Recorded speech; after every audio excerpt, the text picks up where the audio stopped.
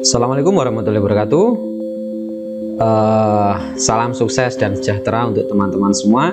Kali ini saya akan membuat video atau vlogging saya terkait koneksi antar materi di modul 2.1 dalam Guru Penggerak. Perkenalkan, nama saya adalah Rahmat Hanafi. Saya merupakan calon Guru Penggerak atau CGP Angkatan 4 Kabupaten Blitar. Oke teman-teman, kita lanjutkan. Pertanyaan pertama itu adalah kesimpulan tentang apa yang dimaksud dengan pembelajaran berdiferensiasi dan bagaimana hal ini dapat dilaksanakan di kelas. Nah, ini menurut saya pertanyaan sangat menarik sekali. Jadi pembelajaran berdiferensiasi itu kesimpulannya apa? Bagaimana cara melaksanakannya di kelas? Sebelum saya menjawab bagaimana caranya melaksanakan pembelajaran berdiferensiasi itu di kelas atau pembelajaran berdiferensiasi itu apa? Coba kita ingat kembali. Ingatlah satu persatu murid kita, ya. Bagaimana karakteristik setiap murid kita itu di kelas? Tahukah Anda apa kekuatan mereka? Bagaimana gaya belajar mereka? Apa minat mereka? Siapakah yang memiliki keterampilan menghitung paling baik di kelas? Terus siapakah yang sebaliknya, artinya yang menghitungnya itu kurang, belum bisa maksimal atau menghitungnya rendah? Siapakah yang paling menyukai kegiatan kelompok? Siapakah yang justru selalu menghindar saat bekerja kelompok? Siapakah yang level membacanya paling tinggi? Ya, jadi kita telaah dari belakang dulu, teman-teman semua. Kita lanjutkan. Setiap harinya tanpa kita sadari, guru dihadapkan oleh keberagaman yang banyak sekali bentuknya. Mereka secara terus-menerus menghadapi tantangan yang beragam dan kerap kali harus melakukan dan memutuskan banyak hal dalam satu waktu. Berbagai usaha mereka lakukan yang tentu saja tujuannya adalah memastikan setiap murid di kelas mereka sukses dalam proses pembelajarannya. Jadi ini pembuka saja teman-teman semua. Setelah itu, saya akan mengutip pendapat dari Tomlinson. Menurut Tomlinson, ya, tahun 2001, pembelajaran berdiferensiasi adalah usaha untuk menyesuaikan proses pembelajaran di kelas untuk memenuhi kebutuhan belajar individu setiap murid. Kita mungkin sebagai pengajar kerap sekali memberikan tugas kepada setiap murid tanpa mengetahui kondisi siswa, tanpa mengetahui minat belajar siswa, tanpa mengetahui profil belajar siswa itu sendiri. Ini juga introspeksi juga untuk diri saya sendiri. Sebelum saya mengenal atau sebelum saya mengikuti program Guru Penggerak, ini sering sekali saya itu memberikan sesuatu yang kurang tepat ke siswa. Saya memberikan tugas ke siswa karena saya ada pekerjaan yang harus saya selesaikan, di mana itu juga terkait sekolah. Saya selalu menyuruh siswa seperti A, B, C, D, E tanpa mengetahui profil belajar mereka. Nah, setelah saya mengikuti Guru Penggerak ini, saya dikenalkan dengan pembelajaran berdiferensiasi. Akhirnya saya tahu. Kemarin juga sempat saya lakukan, ya, pembelajaran berdiferensiasi ini di kelas yang saya ampu dan ternyata hasilnya sangat bagus sekali. Saya di sini di SMK Negeri 1 Danawu mengampu mata pelajaran aplikasi perangkat lunak. Jadi kebetulan saya ditempatkan di SMK Negeri 1 Danawu ini di jurusan Desain, Pemodelan, dan Informasi Bangunan atau jurusan DPIB. Itu adalah jurusan desain. Bagaimana caranya mendesain, menggambar rumah semenarik dan seestetika mungkin. Kemarin, ini jadi cerita sedikit, tidak apa-apa ya teman-teman. Ketika saya mengajar, coba saya tanyakan kepada murid-murid saya. Anak-anak, saya sering sekali ke anak-anak, saya sampaikan, anak-anak, hari ini kalian pengen belajar apa?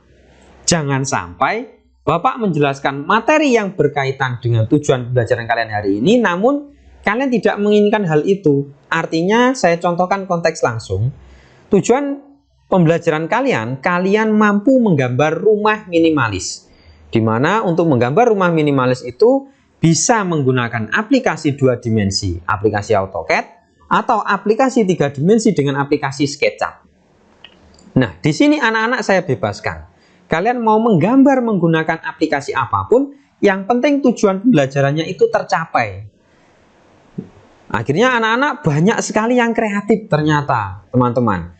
Ada yang menggambar menggunakan Revit, ada yang menggunakan SketchUp, ada yang menggunakan aplikasi AutoCAD. Setelah itu bahkan ada yang bisa sampai rendering, gambarnya terlihat realistis sekali. Banyak sekali. Namun ada yang nyeletuk, Pak, ketika saya dijelaskan itu, saya masih kurang paham. Apakah ada solusi untuk saya? Nah, ini coba saya jelaskan. Saya punya video tutorial, di mana video itu juga saya sendiri yang membuat, di mana video itu menjelaskan bagaimana caranya menggambar menggunakan aplikasi AutoCAD, menggunakan aplikasi SketchUp. Setelah itu, anak itu saya tunjukkan. Saya observasi ternyata anak ini suka yang visual-visual, suka gambar. Akhirnya saya berikan video tutorial saya, dan ternyata dia suka. Nah, ini akhirnya saya kelompokkan. Ini anak-anak yang suka melihat video tutorial, saya buatkan. Ini anak-anak yang suka lihat buku, saya juga ada beberapa buku. Setelah itu ada anak yang mintanya langsung dijelaskan secara langsung, saya jelaskan. Dimana ini itu berawal, anak-anak saya gali potensinya dulu, saya tanyai, kalian hari ini pengen belajar apa yang tujuannya sama. Saya jadi tahu setelah mempelajari pembelajaran berdiferensiasi, saya ketahui dulu apa keinginan atau kebutuhan atau profil belajar dari murid ini. Ternyata setelah saya terapkan hasilnya sangat maksimal sekali, teman-teman. Tugas yang biasanya kemarin-kemarin itu mundur 1, 2, 3 hari, sekarang banyak yang tepat waktu. 90% tepat waktu, teman-teman. Inilah keuntungan kalau kita menerapkan pembelajaran berdiferensiasi, di mana pembelajaran itu mengakomodir kebutuhan belajar murid. Kita lanjutkan ya, teman-teman. Selanjutnya adalah, oke teman-teman, sekarang coba kita lanjutkan. Sekarang kita menginjak bagaimana pelaksanaan pembelajaran berdiferensiasi itu di kelas bisa berjalan. Ya, kalau tadi kita sudah menyimpulkan pembelajaran berdiferensiasi itu apa, sekarang kita kuak bagaimana proses pembelajaran berdiferensiasi di kelas ini bisa berjalan. Yang pertama yang harus dipastikan adalah kurikulum yang memiliki tujuan pembelajaran yang didefinisikan secara jelas. Ini harus jelas tujuannya pembelajarannya, ini harus didefinisikan secara jelas. Jadi bukan hanya guru yang perlu jelas dengan tujuan pembelajaran, ini seringnya teman-teman ya, jadi gurunya jelas sekali dengan tujuan pembelajaran, namun muridnya tidak. Ya, ini kebalikannya. Jadi guru bukan hanya guru yang hanya perlu jelas dengan tujuan pembelajaran, namun muridnya juga. Kedua, bagaimana guru menanggapi atau merespon kebutuhan belajar muridnya. Ini harus tepat cara menanggapinya. Bagaimana ia akan menyesuaikan rencana pembelajaran untuk memenuhi kebutuhan belajar murid tersebut. Misalnya, apakah ia perlu menggunakan sumber yang berbeda, artinya banyak sumber yang bisa digunakan untuk mengakomodir kebutuhan belajar murid tadi. Ada yang kinestetik, ada yang visual, dan lain sebagainya. Cara yang berbeda dan penugasan serta penilaian-penilaian yang berbeda. Bagaimana? Sudah mulai ada tanggapan ya teman-teman? Coba kita lanjut saja.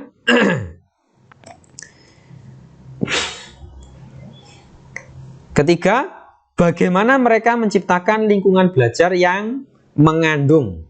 Maaf, keliru ya. Yang ketiga, bagaimana mereka menciptakan lingkungan belajar yang mengundang murid untuk belajar. Nah, ini sering sekali kita lupakan sebagai pengajar. Kita cuma mengajar aja, tapi kita lupa menciptakan lingkungan belajar yang mampu mengundang murid itu untuk meningkatkan motivasi belajarnya dan bekerja keras untuk mencapai tujuan belajar yang tinggi. Kemudian juga memastikan setiap murid di kelasnya tahu bahwa akan selalu ada dukungan yang mereka akan selalu ada dukungan untuk mereka di sepanjang proses pembelajarannya. Yang keempat, manajemen kelas yang efektif.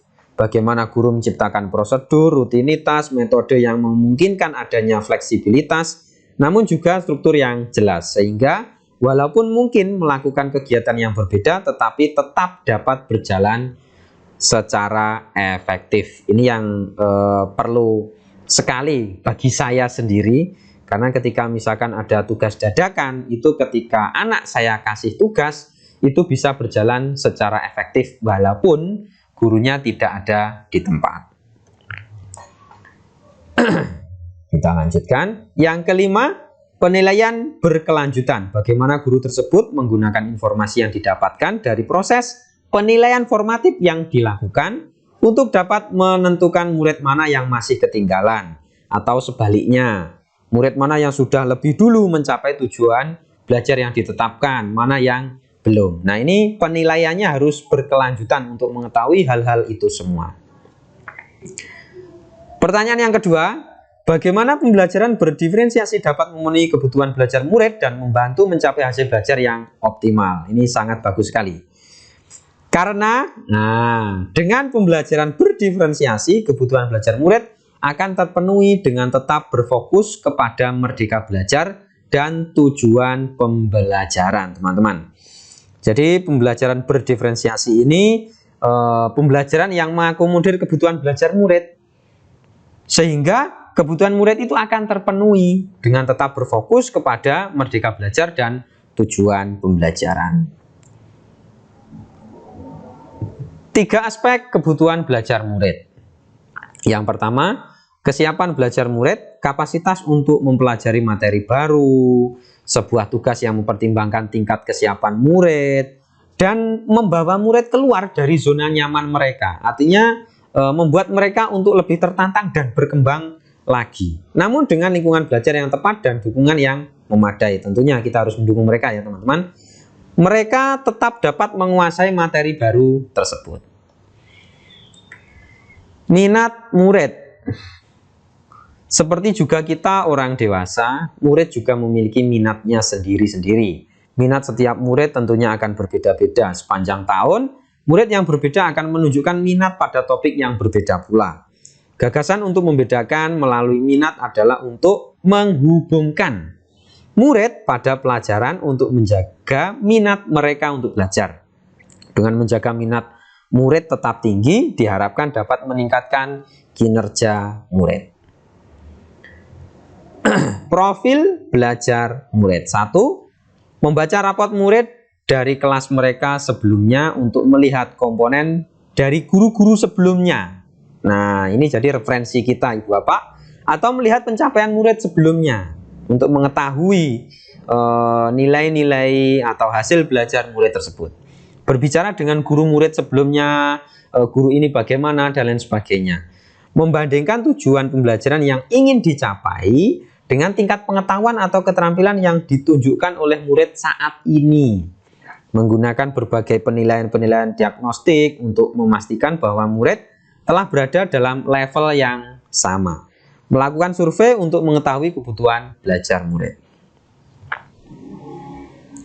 Nah, teman-teman, kaitan antara materi dalam modul ini dengan modul lain di program pendidikan guru penggerak adalah sesuai visi guru penggerak. Pembelajaran yang baik adalah yang berpihak pada murid dan mampu memenuhi kebutuhan belajar murid. Hal ini yang saya temukan dalam pembelajaran berdiferensiasi.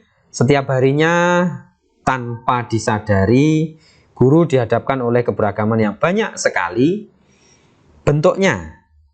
Mereka secara terus-menerus menghadapi tantangan yang beragam dan kerap kali harus melakukan dan memutuskan banyak hal dalam satu waktu. Salah satu solusinya adalah menggunakan pembelajaran berdiferensiasi. Pembelajaran berdiferensiasi adalah pembelajaran yang berakar pada pemenuhan kebutuhan belajar murid dan bagaimana guru merespon kebutuhan belajar murid tersebut. Oke teman-teman, itu tadi adalah koneksi antar materi yang dapat saya sampaikan, saya buat di vlogging saya kali ini, koneksi antar materi.